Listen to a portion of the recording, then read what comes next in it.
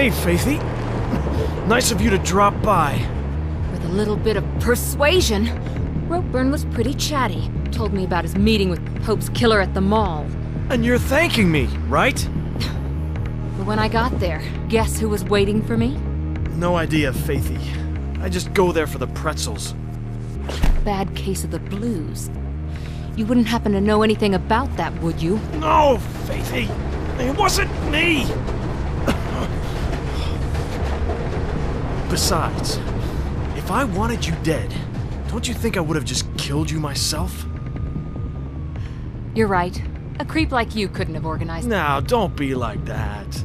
Ropeburn's dead. I'm impressed. Wasn't me.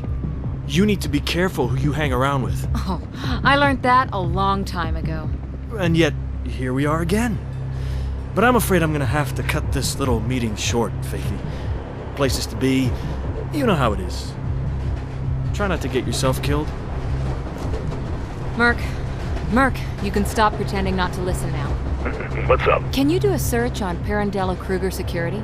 On it. Why do you ask? Been seeing their name around. In Ropeburn's Office and somewhere else. distinctive logo.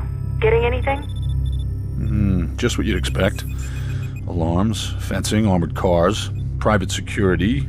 Oh, and they secure our world, apparently. Where are they based? A few offices around town. Just got a new place down near the docks. Get me some coordinates. I'm gonna go check it out. Hey there, my name is Pete, and welcome to a rather short Chapter 6 of Mirror's Edge. Head toward the building with the big stupid dog symbol. Loading bay should be a way in.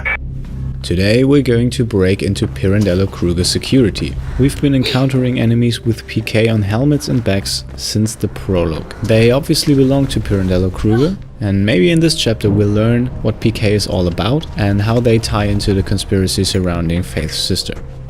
The first runner bag comes very early in the level, and after grabbing it we take a long drop down, which for some reason doesn't even hurt us. Then we move on to climb the warehouse in front of us. We go up the first pipe, then jump to the other, and we're already a level higher. The next part is not really intuitive, because on the walkway here we have to stop and then wall run jump into the opposite direction. This hinders the flow a bit. We climb up to the next roof, just like a normal person would. Then we go over the fence, onto the generator, and up to the next roof. Careful, because... And here, instead of going all the way around and through the building, we wall run, turn, jump, jump again, and land on the roof with about half a minute saved. Anything to report? Anything to report? Well, how about a runner who just kicked you in the face? Unfortunately, there are more of his kind around. So we take the zipline to escape, and at the end, knock out another enemy. Then we wall run, turn, jump right here, and now pay attention to the voice in the background.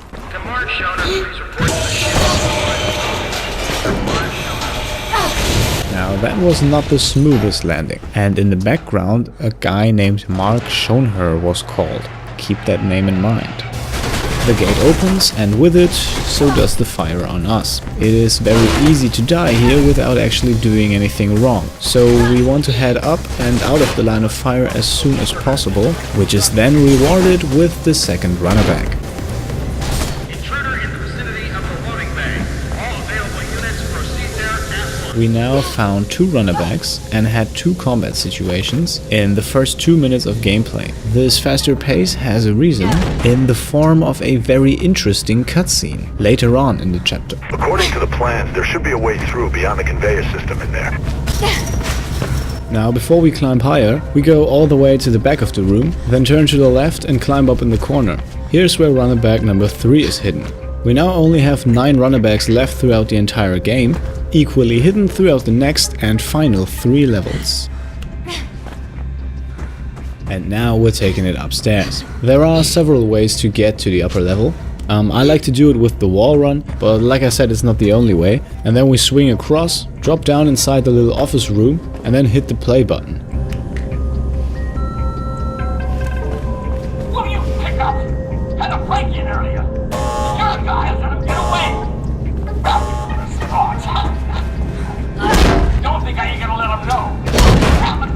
That was unmistakably the voice of Ropeburn, Travis Burfield. In the meantime, we also unlocked our exit, which of course didn't go unnoticed. Factory area. Units 2 and 8, secure location 8. You must be getting close to PK Central now. Hurry up before they find you, Faith. We are getting close indeed. Should be somewhere below you. And we already see silhouettes of armed enemies in the corridor in front of us. And from up high, we need to drop down low again. Using a ladder is of course optional. The jump across is a bit tricky, and if you don't catch the pipe, don't worry, it won't kill you. To the left is another office room where we use the elevator control and then have a look at the computer screen. Here we see an email from a certain Mark Schoenherr. Mark is about to quit his job with PK because he doubts the legitimacy of PK's operations since that douchebag wrestler bought it, undoubtedly Ropeburn, now the owner of Pirandello Kruger Security. Mark finishes his email with a very foreshadowing sentence. It's not like they can tie me to a chair and beat me up for quitting my job. Well, Mark, actually, it is. But when a company goes to such extreme measures to keep its employees quiet, it raises the question what kind of business PK is mixed up in. And what Project Icarus is actually about.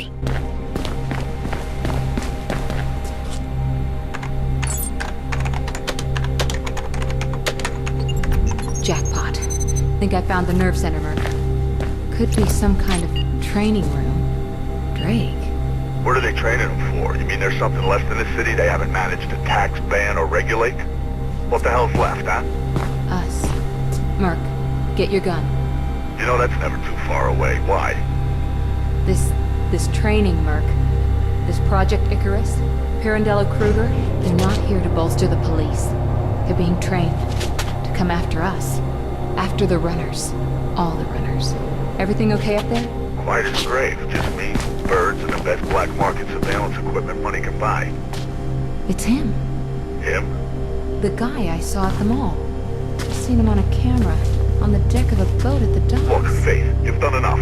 Right now it seems you're sitting in a lion's den. So please, haul ass out of there.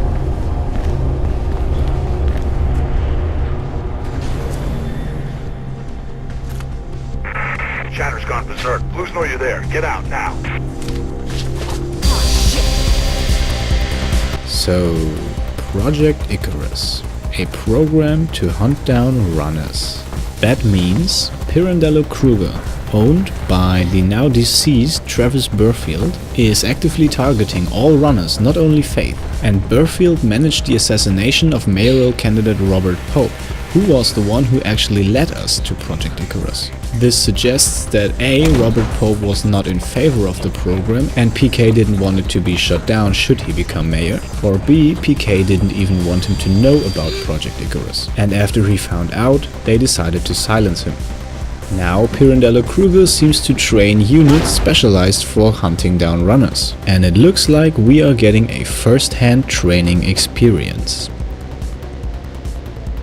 In the meantime, Mayor Callahan has called an emergency meeting at the Shard after an anonymous threat. One thing that's for sure is that we now have a lot more pieces to work with. There is still a big question mark on how they fit together, but there is one key figure who could solve the puzzle. Our goal now is to stay alive and find the murderer of Robert Pope and probably also of Travis Burfield. So as we are back outside, we still haven't lost Pirandello Kruger's units. That means this single enemy, who looks to be an easy target, will be left alone for the sake of our escape.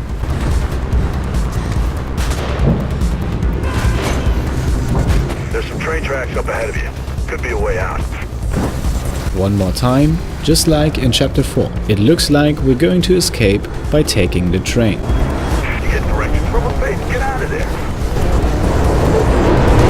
Nice work.